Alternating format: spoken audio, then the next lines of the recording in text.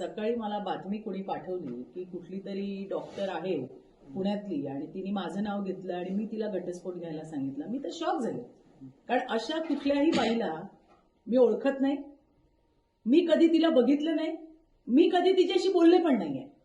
ही गोष्ट 28 जूनला माझ्याकडे मोबाईलमध्ये आहे अजून पण मेसेजेस. 28 जूनला पुण्याची आमची भारतीय जनता पार्टी महिला मोर्चाची अध्यक्ष हर्षदा फरांदे हिने मला 28 जूनला हा मेसेज पाठवलाय. त्याच्यामध्ये तिने हे 2 व्हिडिओ पाठवले आणि मला म्हणाली की ताई हे 2 व्हिडिओ तुम्ही बघा.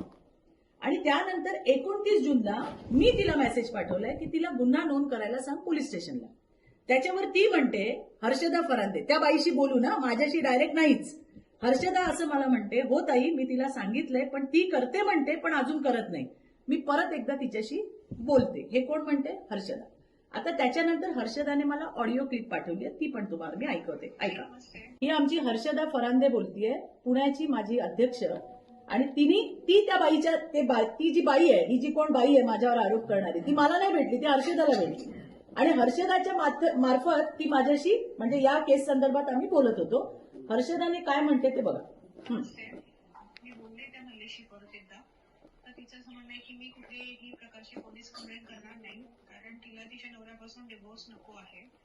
आणि पोलीस कंप्लेंट केली तर तिच्या नवऱ्याला तिच्यापासून डिवोर्स घेण्यासाठी खूपच सोयीचं होईल. त्यामुळे तिला ते पोलीस कंप्लेंट वगैरे ते करणार नाही असं तिचं म्हणणं आहे. तिचं म्हणणं असंही आहे की तिची सासू आणि दीर हे जास्ती कारणीभूत आहेत जेणेकरून तिचा नवरा असा वागतोय तिच्याशी.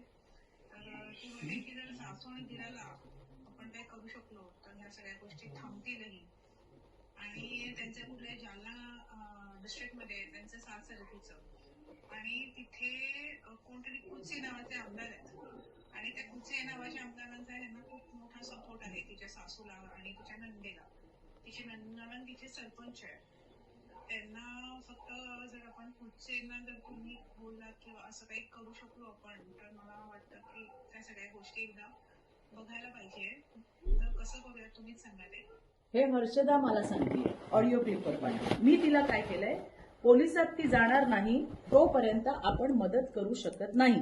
सासू आणि दिरावर गुन्हा दाखल कर म्हणावं, आणि मी कुचेशी बोलते, हे मी तिला मेसेज पाठवलाय. आता तिने त्याच्यावर रिप्लाय केलाय, हो ताई ते तर आहेच, बोलते तिच्याशी परत एकदा. आणि त्याच्यानंतर 3 जुलैला तिने मला हा स्क्रीनशॉट पाठवला आणि मला तिने विचारलं की ताई आपलं कुचेशी काही बोलणं झालंय का. त्याच्यावर मी तिला म्हटलं की हो माझं बोलणं झालंय, मी कुचे साहेबांशी बोलले.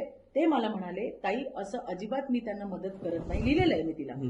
त्या ताईला माझं बोलणं करून द्यायला सांगा, म्हणजे ही जी कोण डॉक्टर आहे हिच्याशी बोलणं करून द्या, डॉक्टर आमदार कुचेंशी, असं त्यांनी मला सांगितलं. त्यांना गैरसमज झालेला आहे, हे मला जे त्यांनी सांगितलं ते मी हर्षदाला परत सांगितलं. बरं, हे सगळं ऐका अजून कुठे. ओके ताई, कळवते मी त्यांना. हे शेवटचा मेसेज, हे बघा, हे 3 जुलैचा मेसेज आहे. याच्यानंतर या विषयावरती हर्षदा माझ्याशी काही बोलली नाही आणि मी तिच्याशी काही बोलली नाही. हे सगळे स्क्रीनशॉट मी तुम्हाला देते. ही ऑडिओ क्लिप जी माझ्या सहकारी पुण्याची अध्यक्ष होती तिने पण जे मला सांगितले ते मी तिला देते. मी या बाईला ओळखत नाही, पण मी आता ओळखत नाही, पण मी आता हिला ओळखायला जाणार आहे. मी जाणार आहे, ही जिथे जाणार तिथे मी तिला जाणार. आणि का अशा पद्धतीने खोटं माझं नाव घेतलं, मी जिला ओळखत नाही, माझा फोन घ्या, माझा फोन घेऊन जा, तो चेक करा, त्याच्यामध्ये या बाईला मी फोन केलाय का बघा, तिचा मला फोन आलाय का बघा. अहो आमचं बोलणंच नाही. आणि मी आजपर्यंत असा कुणालाही सल्ला दिलेला नाही की तू घटस्फोट घे. सांगणारी मी कोण आहे? मी कोण आहे सांगणारी? पण अशा पद्धतीने जर आम्हाला बदनाम करत असेल कोणी तर मी त्यांना सोडणार नाही. बरं, राज्यामध्ये तुम्ही एक प्रचारक म्हणून फिरता, हे सगळं षडयंत्र असं वाटतं का तुम्हाला? काही असू शकेल, काहीही असू शकेल. मी याच्या मुळाशी जाणार. आता सुरुवात जी या बाईने केली आहे की मी सांगितलं आणि मी कोण तिच्या नणदेला भेटले, कोण नणंद, कुठली नणंद आणि कशाला भेटू, मी तुलाच नाही कधी भेटले तर तुझ्या नणदेला काय भेटायचं. याच्याने काय होणार आहे, याच्याने ज्या खऱ्या पीडिता असतात त्या पीडितांना जी मदत करायची आमची जी उर्मी असते, आम्ही जी मदत करण्यासाठी धडपड करतो, या असल्या खोट्या वागण्यामुळे, अशा खोट्या बोलण्यामुळे आता आम्ही सुद्धा 10 वेळा विचार करू. माझ्यासोबत याच्या आधी पण अशा घटना घडल्या. कुणी यावं, आमचं नाव घ्यावं, आता लेखी स्वरूपात काही आल्याशिवाय आम्ही कोणाला मदतही करत नाही, हेही तुम्हाला मी सांगते.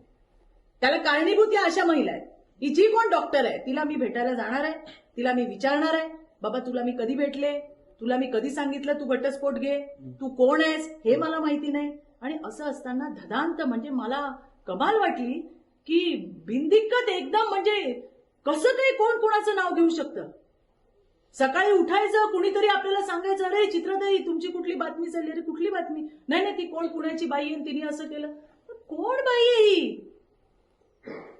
आणि नंतर मला असं आठवलं की अरे मी एक ती हर्षदा माझ्याकडे एक अशी, तर ही तीच तर नाहीये. मग मी चेक केलं आणि नशिबाने हा सगळा पुरावा जो आहे तो माझ्या मोबाईलमध्ये भेटला.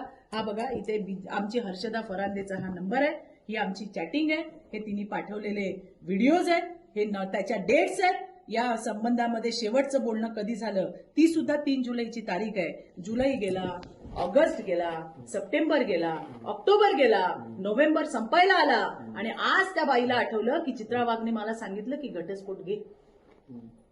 म्हणजे हे मला बदनाम करायचं जे काम चालू आहे ना, मी सगळे मनसुबे जे कोण असतील याच्या मागे हाणून पाडीन, हाणून मी सोडणार नाही कोणाला पण. आणि आता तर या प्रकरणाच्या मुळाशी गेल्याशिवाय मी शांत पण बसणार नाही. बरं कुणाकुणी हे षडयंत्र झालं असं काही मला माहिती नाही. येईल ना, कुठे जाणार आहे, कुठे जाणार आहे, सगळं इकडेच आहे. पण मी याला शोधून काढल्याशिवाय राहणार नाही. मला माहित नाही की अशी कुठली मजबुरी होती की ज्या मजबुरीमध्ये या बाईला माझं नाव घ्यावं लागलं. जर आज मी हा विचार करते की जर हे आज पुरावे माझ्याकडे नसते तर मी काय सांगितलं असतं. कारण दिवसाला हजारो फोन येतात. मी काय सांगितलं असतं तुम्हाला. तुम्ही आज सकाळी सगळे बूम घेऊन माझ्याकडे आला असतात, बोला ताई हे झालं सांगा, मी काय सांगितलं असतं. पण स्वामींची कृपा आहे की माझ्याकडे आज सगळे प्रूफ आहेत, मी हे देऊ शकते, मी हे सांगू शकते. तुम्ही आमची भारतीय जनता पार्टीची पुण्याची अध्यक्ष हर्षदा फरांदेला पण विचारू शकता की बाबा कधी ताई भेटली का. ती जरूर भेटली आहे आणि जे मी तिला सांगायचे ते ती तिला कन्वे करायची. मी कधी तिच्याकडे नंबरही मागितला नाही आणि कधी मागायची काही गरजच नाही, कारण ती पण सक्षम आहे. त्याच्यामुळे तिने मला सांगितलं ताई आपल्याला काय करता येईल, जे करता येईल ते आम्ही सांगितलंय. पण मी तिला घटस्फोट घ्यायला सांग किंवा मी तिच्याशी बोल, डायरेक्ट बोलणंच झालेलं नाहीये. बरं निवडणुकीच्या वेळेस जाणून बुजून हे षडयंत्र झालंय असं तुम्हाला वाटतं. काही असू शकेल. अर्थात याचा काही निवडणुकीवर परिणाम होत नाही. कारण बघा इथे प्रत्येक जण आपलं चांगल्या पद्धतीने काम करते, नेटाने काम करते. खोट्या गोष्टी कसं असतं की खरं बाहेर यायला, आता ही बातमी सकाळपासून चालली असेल, मीच ती बघितली काहीतरी 10 वाजता काय 9:30ला माझ्याकडे काय तो व्हिडिओ आला 9 वाजता.